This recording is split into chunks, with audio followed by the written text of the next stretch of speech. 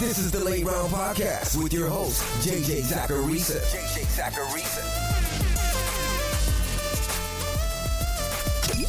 What's up, everyone? It's JJ Zacharisa, and in this episode 908 of the Late Round Fantasy Football Podcast, sponsored by Underdog Fantasy. Thanks for tuning in. At the start of every sleeper show, I recap what happened during the previous week. I want to hold myself accountable, but also, when I go back and look at what happened the previous week, it sometimes uncovers things that I just blatantly did incorrectly from a process standpoint. So with that in mind, here goes. Last week was understandably hit or miss. It was week 1. We don't have that much information to work off of. On the bad side, Luke McCaffrey, Andre Iosivas, they weren't very usable. Neither was Samaje Perine, Hunter Henry, Antonio Gibson, Dontavian Wicks, and Ray Davis. Definitely some L's in there. But there was some good on last week's show. Some very good. Sam Darnold wasn't a bad call out as a deep sleeper. I got the Jamal Williams call correct. Jalen McMillan scored. Geno Smith was absolutely fine. But Baker Mayfield was the QB2 on the week. And J.K. Dobbins, he got a shout out. He ended up crushing the Raiders. And the defensive streamers did their part too. So overall, not a terrible week. There were a lot of things that I learned, and hopefully those things are going to help me out here in week 2. Now, before getting into the sleepers this week, if you missed the announcement yesterday, then you're not aware of a brand new underdog offer that I have for you. As you know, during the summer, I was giving away a free late round draft guide to any new underdog user who signed up with promo code late round. Now that we're in season, that draft guide doesn't matter that much, but my rest of season rankings do. If you head to underdogfantasy.com and sign up with promo code late round, not only will you get a deposit bonus, but you'll also get a link to my rest of season rankings. They're updated every Tuesday, and you'll get them all season long. Just head to underdogfantasy.com, sign up, and when you do, use promo code LATEROUND. Once you deposit, you'll get an email to your inbox with a link to the rankings and tiers. Now that that's out of the way, let's get to week 2's sleepers. We'll start things with players rostered in 10 to 50% of Yahoo leagues. Now, I can't go back to Baker Mayfield this week because he's now rostered in way too many leagues. And that's unfortunate because he's the most obvious play at quarterback versus other guys who are on the waiver wire. So I'll kick things off with Justin Fields, who at this moment is available in 86% of Yahoo leagues. I told you on the 15 Transaction Show how week 1 wasn't really the norm for Fields. At least for Fields when he has that many rush attempts. He finished the day with 14. Denver's defense isn't necessarily some cake matchup, but if the Steelers run Fields once again, then he should be able to produce more. Like I said, in his previous 9 games where he hit more than 10 rush attempts, he posted a top 8 quarterback performance in 8 of them. He's averaged over 25 points per game in those contests. Now, I don't think he's going to be that high, but as long as Fields goes, he's in that high-end QB2 range. Now, that's all I've got at quarterback in this tier. I've got one more for you guys in the deep sleeper section. Let's go to running backs where I've got Rico Dowdle. Now, the Cowboys are 6.5 point favorites against the Saints, and they have the 4th highest implied team total on the week. Ezekiel Elliott was the backfield favorite in week 1. But keep in mind that Zeke didn't play significantly more snaps than Rico Dowdle did. And he ran a similar number of routes while seeing 10 rushes to Dowdle's 8. Zeke won out, don't get me wrong, but he didn't win out by that much. So while the fantasy totals look the way that they do, and I'd still play Zeke over Dowdle this week, don't be totally discouraged here with Rico Dowdle. He's still seeing work, and he's seeing work in an offense that's projected to score a lot of points here in week 2. Next is the Miami backfield, Jeff Wilson and Jalen Wright. Here's what I told late round fantasy football patrons on Tuesday night's live stream Q&A. And any of you can be part of that Patreon community by heading to lateround.com. But like I told them on Tuesday night, I wouldn't be surprised if Jeff Wilson gets more work than Jalen Wright here in week 2, with Raheem Mostert sidelined. With that being said, thinking more long-term, I think you've got to want Wright on your roster more. He was a good prospect, and he really fits this run scheme well. It's not hard to imagine a scenario where Wilson has the better week 2, but Wright is the better player rest of season. But you may want to just go with Wright over Wilson this week anyway. There's plenty of variance with how the Dolphins might deploy their backfield. And for the record, this is assuming Devon Achane plays. If Achane's out, I might just prefer Wright straight up to Jeff Wilson in week 2. because he'd be guaranteed some of that run in the backfield. But we know it's a good offense, and they've got a top 6 implied team total on the week. And for what it's worth, Buffalo was also 9th worst in rushing EPA allowed in week 1. And then lastly, there's Alexander Mattison. I talked about this on the 15 Transaction Show, but if the usage in that Raiders backfield remains the exact same week in and week out as what we saw in week 1, then we're going to prefer Alexander Mattison over Zamir White rest of season. Antonio Pierce also came out this week talking about using a hot hand approach in that backfield. Now, there's plenty of volatility here. They might just decide to use Zamir White differently this week. And I'm not overly optimistic about any of the backs on the Raiders this week against the Ravens. But the Raiders could face a negative game script. And if that happens, that favors Mattison. He saw a 19% target share in week 1. His route participation was 60%. Zamir White's was 25%. That means if the Raiders are trailing, we're going to see more Mattison than White. So you can at least give him a look. Now at wide receiver, let's kick things off with Brandon Cooks. I'm actually really surprised that Cooks is out there in so many leagues right now. He's coming off a game where he saw a 22.6% target share, and then he produced. He had 14.5 PPR points. That's why I figured that more people would go after him on the waiver wire. But without Jake Ferguson, or potentially without Jake Ferguson, the Cowboys are down to not a whole lot at pass catcher. We should expect another strong target share game for Brandon Cooks.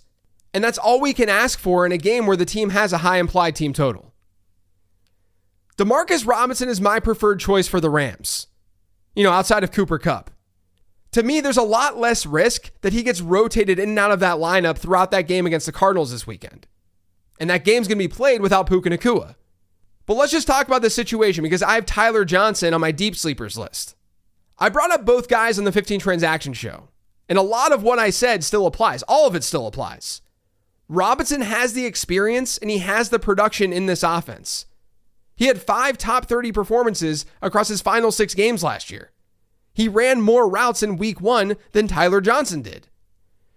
Now, some are saying that Tyler Johnson is the 1-to-1 replacement for Puka Nacua. And I think that's probably not wrong because Demarcus Robinson is just a starter in that offense. And I like Tyler Johnson a lot as a prospect as well. I'm excited for him to get a shot. But there was something that Sean McVay said this week that I think is very, very important. And this is via the Coach Speak Index, Greg Branos, who was on Late Round Perspectives before the season. McVay apparently said on Monday, we've got Cooper Kupp and Demarcus Robinson, then 3 other guys in Tutu Atwell, Tyler Johnson, and Jordan Whittington who have complementary skill sets that we got to do a good job of trying to accentuate that. I don't know about you guys, but that reads to me that Demarcus Robinson is not at risk of losing snaps. Tyler Johnson, there's a little bit more volatility. That's enough for me to prefer Demarcus Robinson over Johnson. The Rams get the Cardinals, though, and Arizona entered the year with one of the worst secondaries in football. The Rams, despite being Nacua-less, they have the 10th best implied team total on this slate. So Robinson makes sense in your lineup. Tyler Johnson, he's more of a deeper play. I think you can look at the other side of the field there and go with Michael Wilson and Greg Dortch, too. Now, I'm fully expecting a bounce back from Marvin Harrison after a really, really bad week 1. But Greg Dortch is coming off a game for the Cardinals where he had a 26% target share. Michael Wilson was at 6.5%. But Wilson ran a route on 92% of Arizona's dropbacks. Dortch was at 68%. Now, this is obviously a small sample, but the Rams were pretty good against the slot in week 1 against Detroit. Jamison Williams got it done on the perimeter. That might favor Michael Wilson a little bit more this week than Greg Dortch. But it's hard to get away from the fact that Dortch's targets per route run rate was so high last week.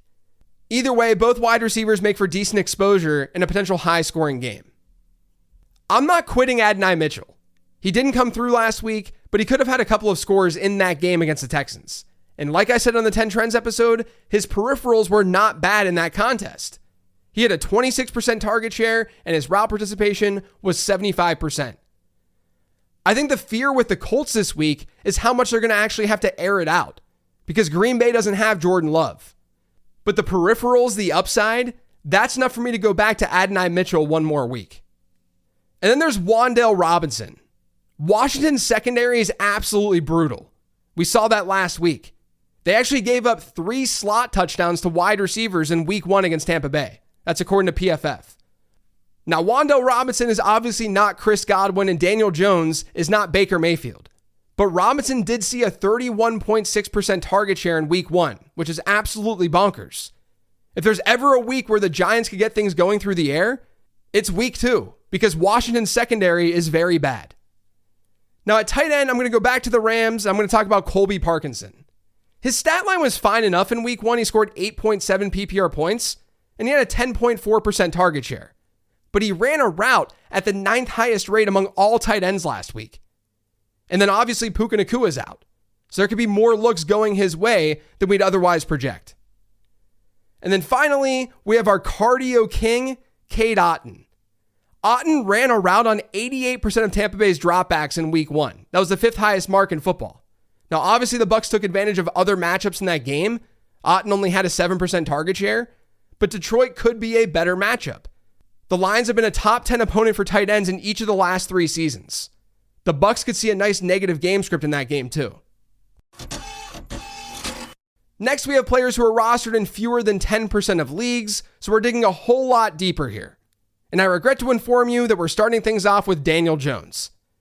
Like I said, Washington's secondary has been very, very beatable. Since the start of last season, only 3 quarterbacks have failed to finish as a top 12 option against the Commanders. Josh Dobbs, who faced them in week 1 last year, Mac Jones, and Trevor Siemian. That's it. Desmond Ridder was the QB 10 against them.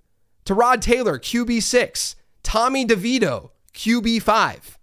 And then we saw what Baker Mayfield did to them last week. We know that Danny Dimes can bring a little juice with his legs. And this is a spot where he might be able to get it done with his arm too. Now, I don't have any running backs to call out in this tier. That's going to happen from time to time. There just aren't many obvious plays. I'm not going to force it. So let's move on to wide receiver.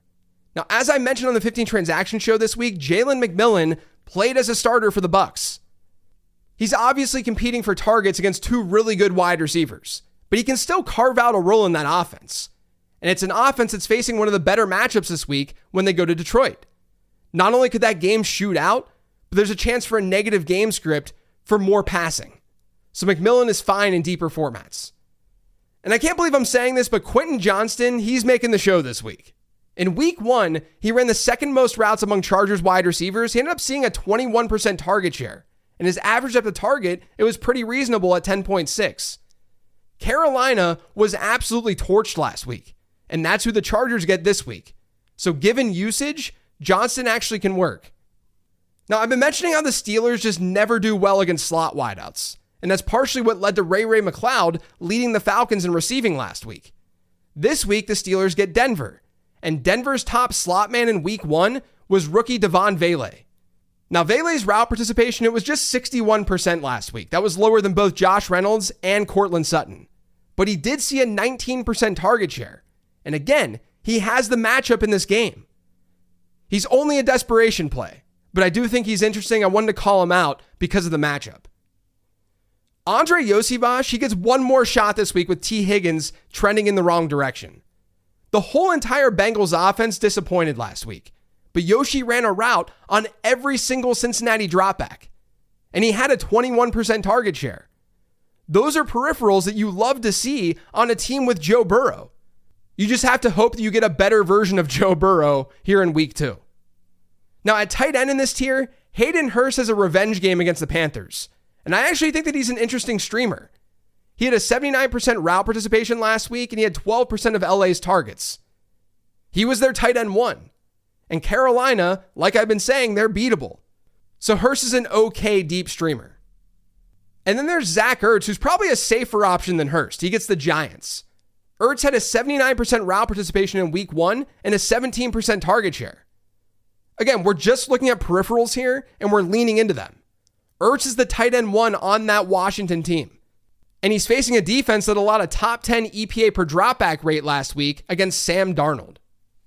And then in that exact same game, for almost identical reasons, is Theo Johnson. This is something I didn't bring up on either podcast earlier this week, but the rookie was the clear tight end 1 for the Giants in week 1. He had a 76% route participation and an 11% target share. Against a beatable defense, he could find the end zone. Now at defense this week, the Chargers are now rostered in way too many leagues to mention here. Let's move on to some others.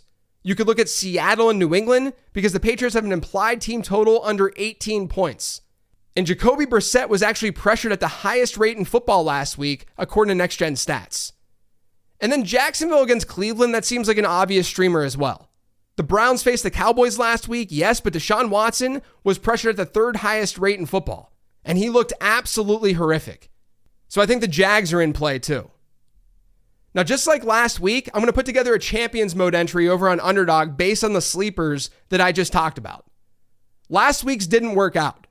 Ray Davis was just a couple yards off, and Adonai Mitchell just missed on multiple touchdowns.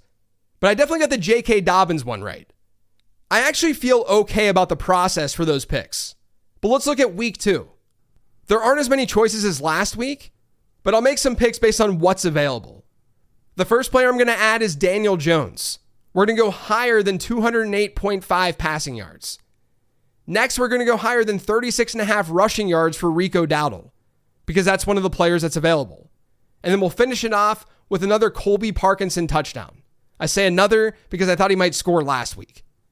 So Daniel Jones higher than 208.5 passing yards, which I think you can take standalone. Then Rico Dowdle higher than 36.5 rushing yards. And then Colby Parkinson, going back to Colby Parkinson as a touchdown scorer.